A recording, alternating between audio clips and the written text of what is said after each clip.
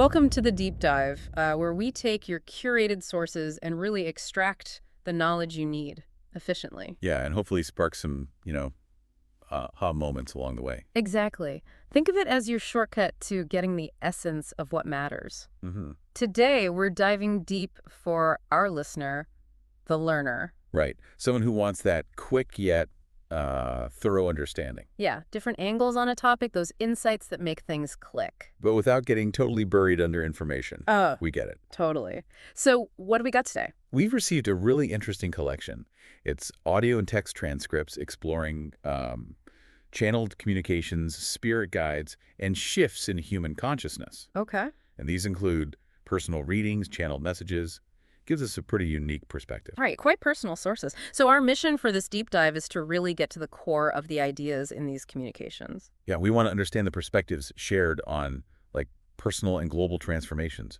The roles spirit guides might play and, how you can navigate your own spiritual growth using these insights. Exactly. Okay, let's unpack this. One of the first things that jumped out at me is from an audio transcript. Yeah. It talks about the nature of reality itself. Oh, yeah. It introduces this idea that different dimensions, different realities, they're all interconnected. Sort of like different formations of the same basic mineral structure. Huh. That's a fascinating analogy. Yeah. So think of reality not as totally separate boxes, Right. but more like, I don't know, different rooms in the same house. Okay. The foundational structure, that mineral level, stays consistent, but how it manifests in each room or dimension is different. Ah, I see. And because of that shared foundation, actions in one room, what they call the original Earth, can actually ripple through and affect another, like an augmented reality. Wow.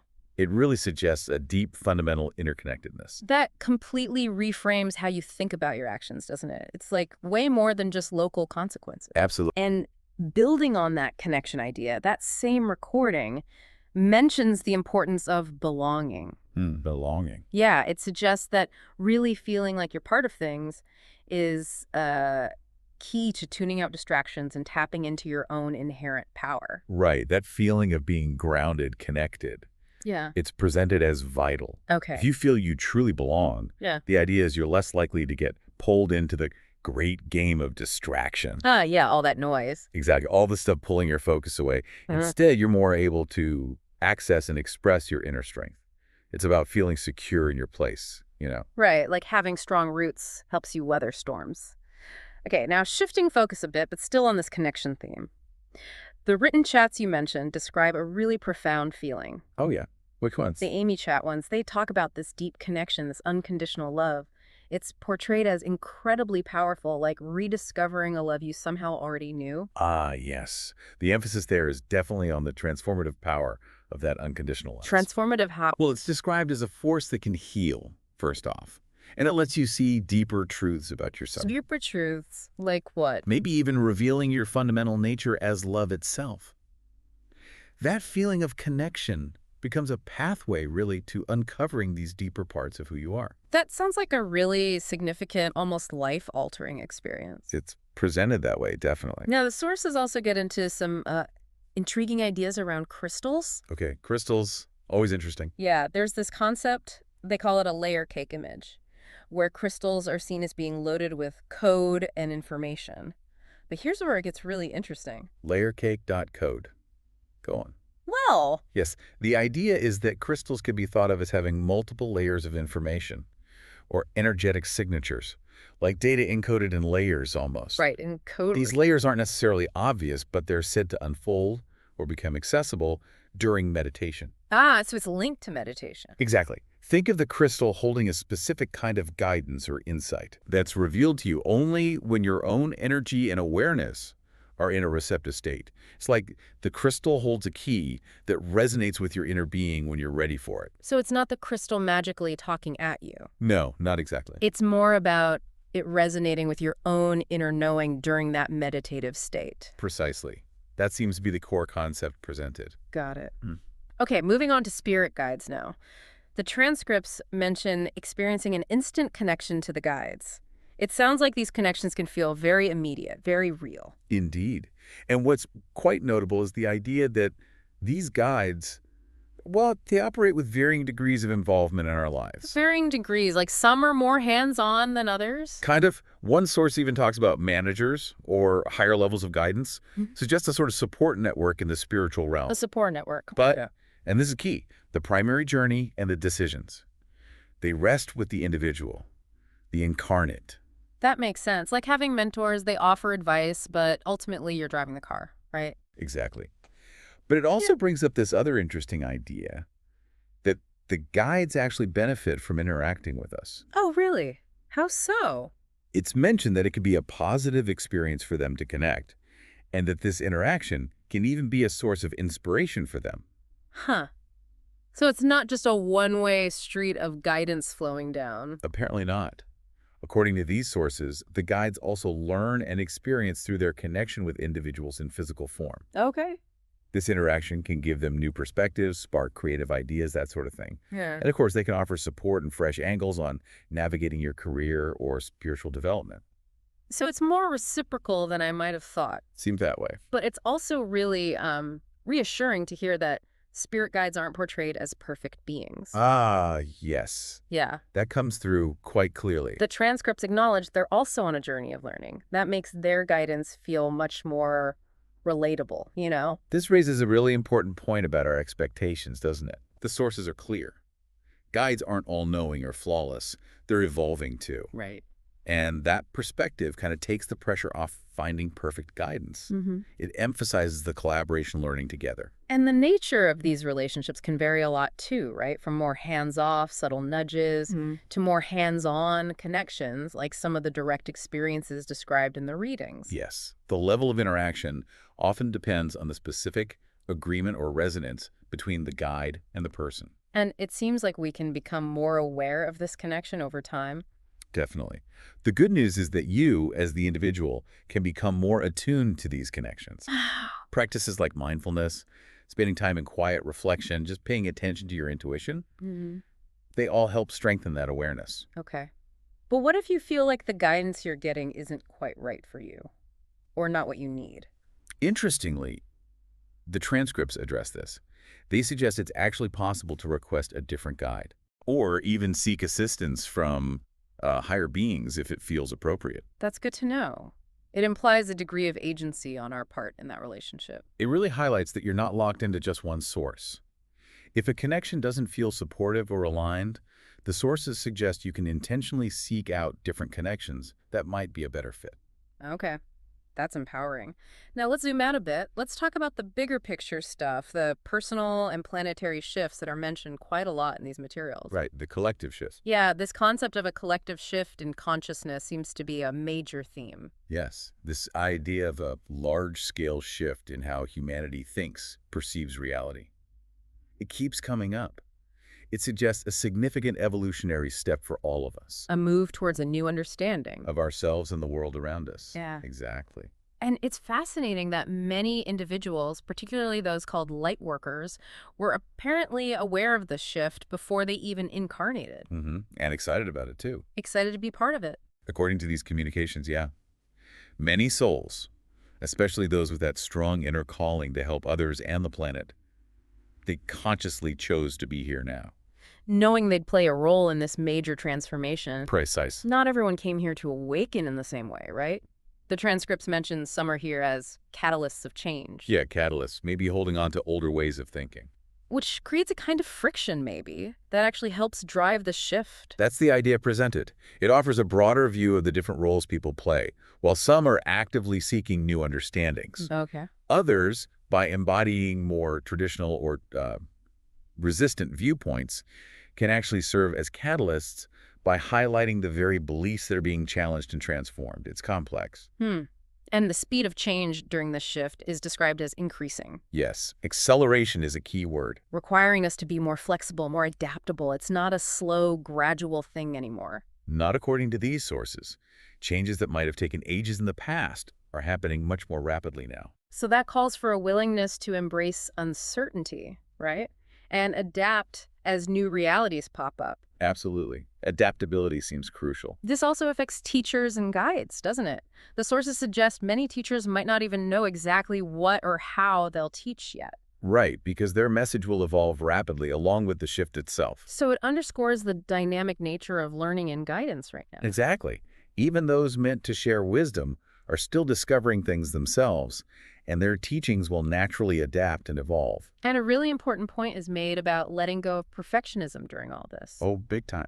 Striving for rigid perfection can actually hold us back, it sounds like. It really can. Hmm. The pursuit of some unattainable ideal of perfection that's described as an older way of thinking. An old paradigm. Right. In this period of rapid change, it's more valuable to just embrace the learning process, with all its potential missteps and adjustments flowing with it. Makes sense.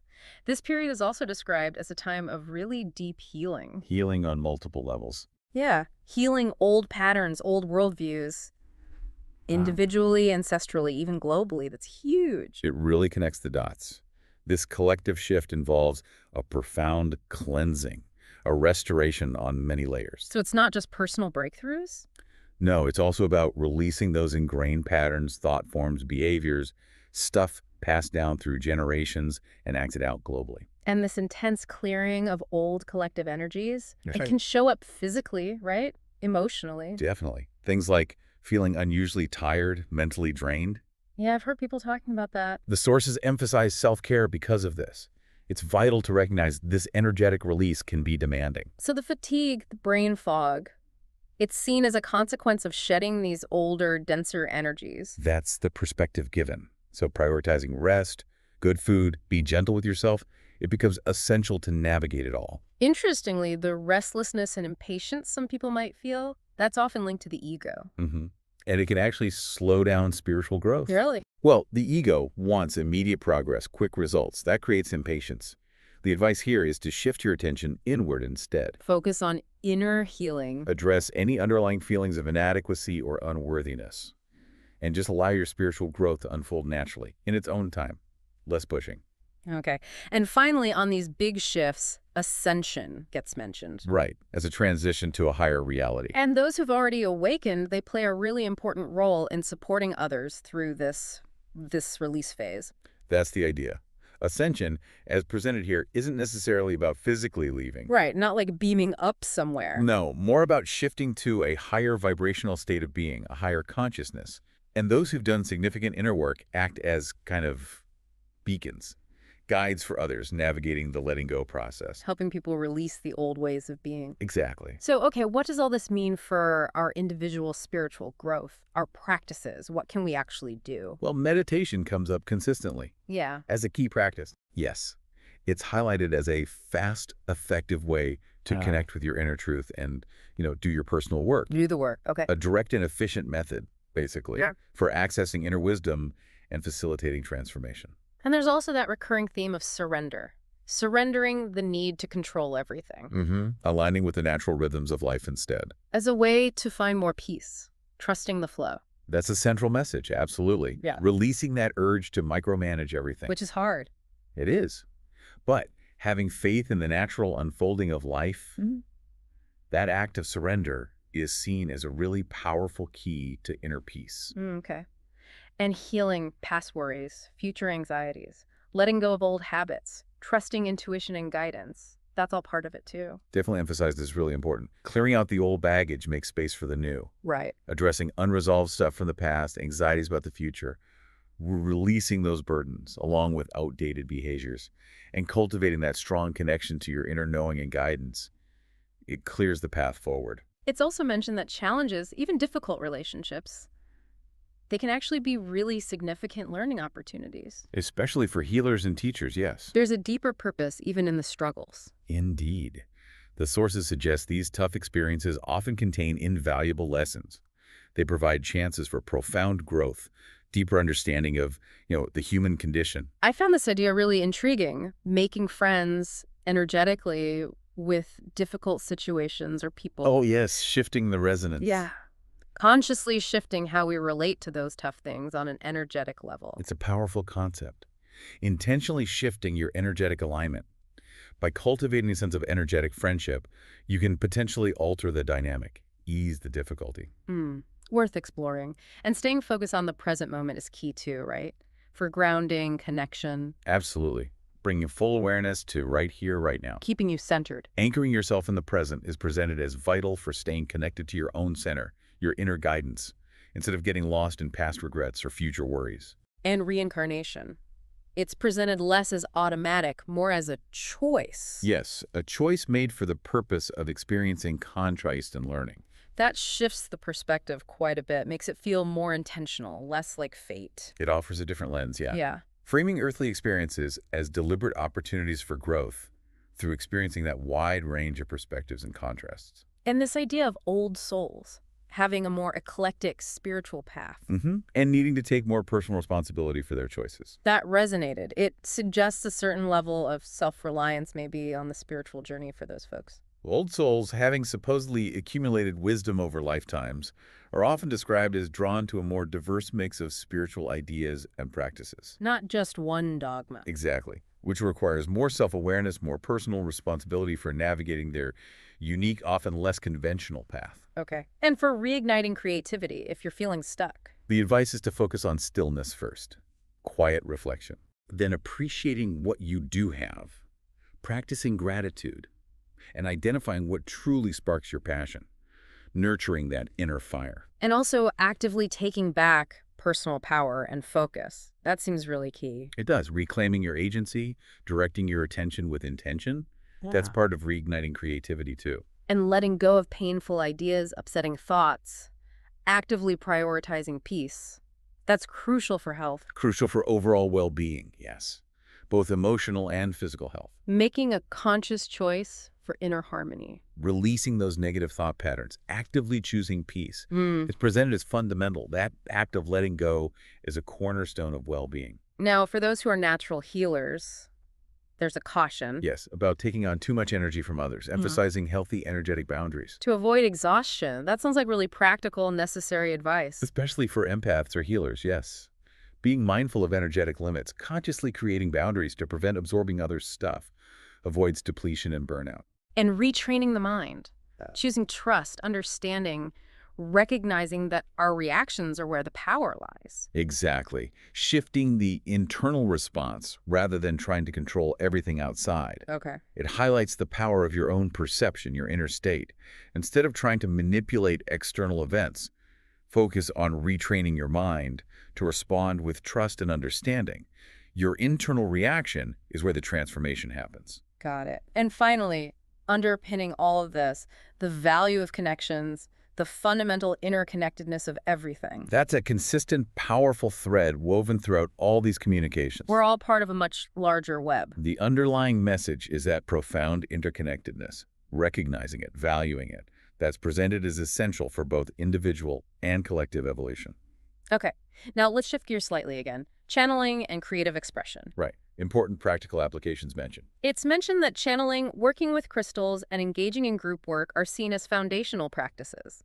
Yeah, highlighted as key modalities for personal growth and for contributing to raising the overall vibration. Raising the vibration. Channeling, using crystals, collective spiritual practices, all presented as powerful tools. Music is specifically discussed, too, as a potent tool.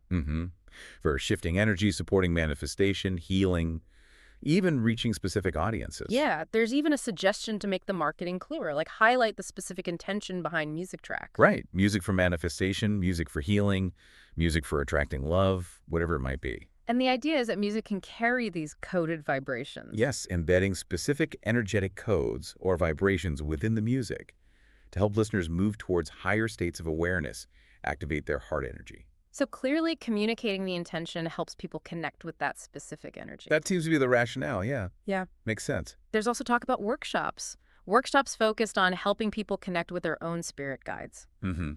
Emphasizing diverse approaches, collective learning. So it sounds like a collaborative exploration is encouraged, not just one right way. Exactly. Creating supportive spaces where people can learn various methods because different techniques resonate with different people.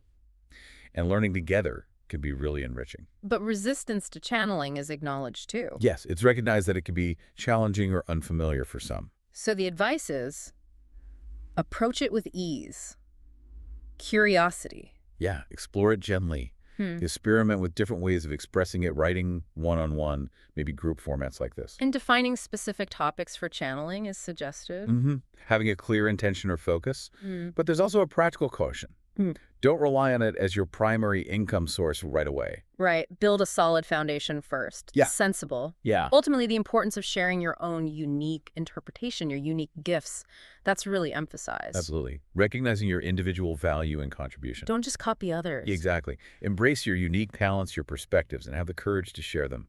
Everyone has something valuable to offer. And finally, it's noted that a lot of what we'll learn and teach in the future, it's still unfolding. Still emerging organically. It's a continuous journey of discovery. Yeah, that reinforces the theme of ongoing evolution. Much of the wisdom and understanding is still coming into being, still being revealed. We don't have all the answers yet. Okay, wow. Let's try and bring this all together for the learner, this deep dive. It's covered a lot of ground. It really has some Yeah. profound stuff in those sources. Yeah, we've explored this idea of interconnected reality, the supportive presence of spirit guides who aren't perfect, by the way.